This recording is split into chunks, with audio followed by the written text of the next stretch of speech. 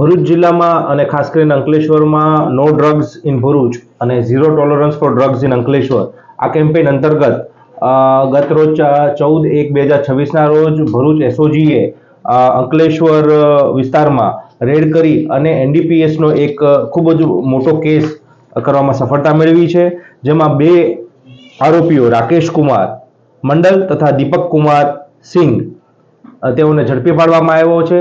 આ બંને જણા જે છે તેમની પાસેથી 58.11 ગ્રામ જેટલો હેરોઇનનો મુદ્દામાલ છે કબજે કરવામાં આવ્યો છે, જેની કુલ કિંમત 11,62,000 થાય છે।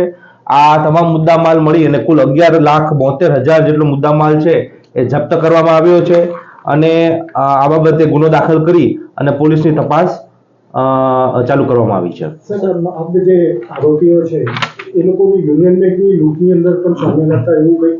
આ બંને આરોપીઓએ ભૂતકાળમાં 2022માં યુનિયન બેંક ઓફ ઇન્ડિયામાં લૂંટ કરી હતી અને તેમની વિરુદ્ધ 2 અન્ય ગુનાઓ પણ નોંધાયેલા છે।